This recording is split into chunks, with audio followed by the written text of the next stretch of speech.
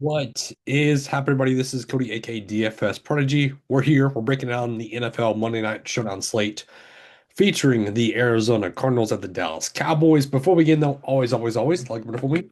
Definitely subscribe. That helps you tell y'all know. And yeah, we're here breaking down the NFL slate for tomorrow. This should be a Cowboys win. Should be is the key word. I hope it is. Oh, man, I hope it is. Um, the Cowboys are needing to win. The Cardinals are going to be without Kyler Murray once again. Um, yep, the line is, as you can tell, my fantasy team's deck attack. Yeah. The Dallas Cowboys are 2.5 or now 3.5 point favorites. Over unders at 53 and a point, 53 and a half point. So we're gonna talk about it. Um, with the let's do the Cardinals first.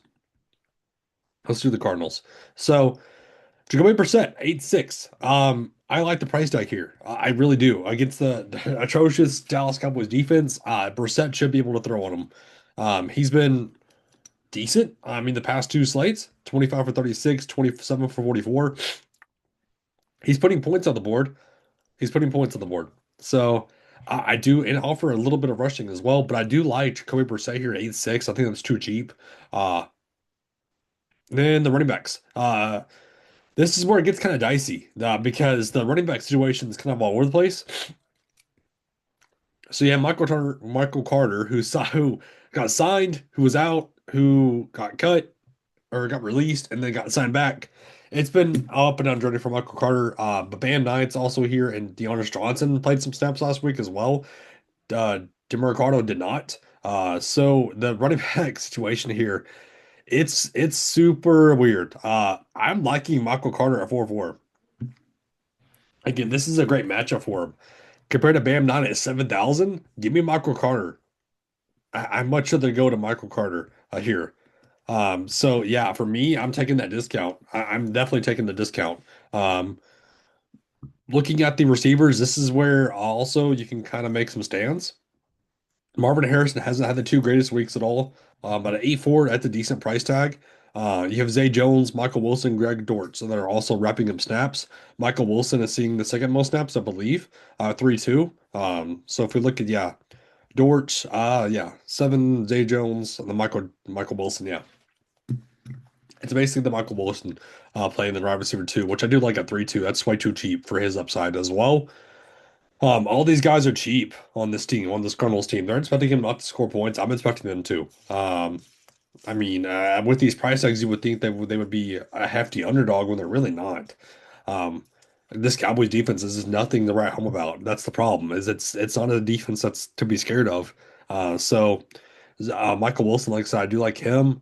Zay Jones, a 5 for 8, 2 for 2. He's kind of the long ball threat. Um, if he can catch one of those downfield balls, like a Jalen Hyatt, like a Tyreek Thornton, he's going to be optimal. He's going to be optimal at 4,000. So Dortch is kind of the odd man out for me. Marvin Harrison Jr., I just don't know what to do with exactly. I might play him some with the captain to be different, but I'm much rather go to Trey McBride at 9,000 at the tight end spot, who's putting up amazing numbers with the percent. So even Higgins is seeing snaps as well, 1,000. He's cheap. So I'm liking these Cardinals guys. I am as bad as it as much as I hate to say it. They're gonna put up points. On the Dallas side, Dak Prescott at 10-4 is a little bit of a hefty price tag to pay. That's a high price tag at 10-4. You're gonna have to make a choice between them and the Dak or the running game. And Javonte Williams at 10,000, I kind of rather go to him than the passing attack here.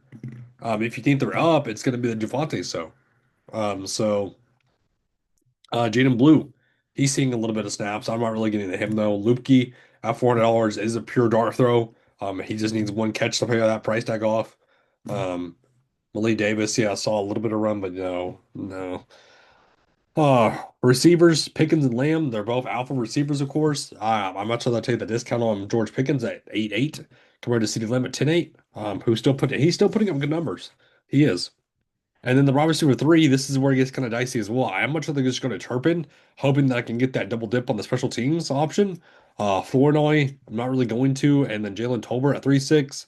I mean, yeah, he had that touchdown last week, but I'd rather take a shot on Turpin at $2,000 personally. Who they do you know that will design plays for? And then at the tight end spot, I love Jake Ferguson here at 8,000 coming off a goose egg. Yep, sign me up. Sign me up for Jake Ferguson here.